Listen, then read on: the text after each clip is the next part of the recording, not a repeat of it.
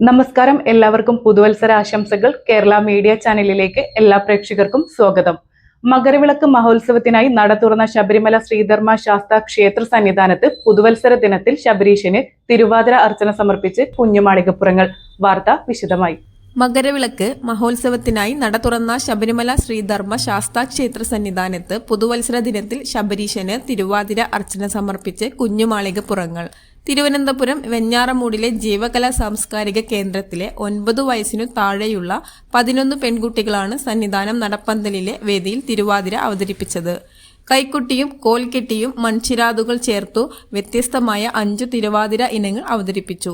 ഭക്തിസാന്ദ്രമായ സന്നിധാനത്ത് കുട്ടികളുടെ നൃത്താർച്ചന അയ്യപ്പ ഭക്തർക്കും കൗതുക കാഴ്ചയായി.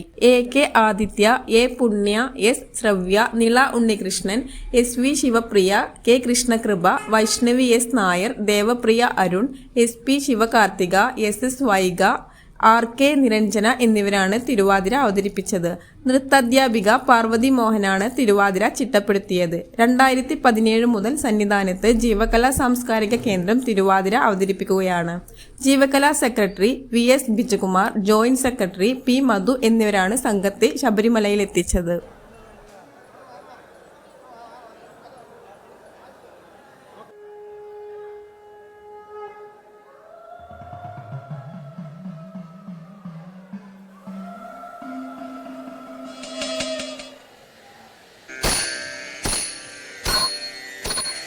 അമ്പലമുറ്റത്തൊരു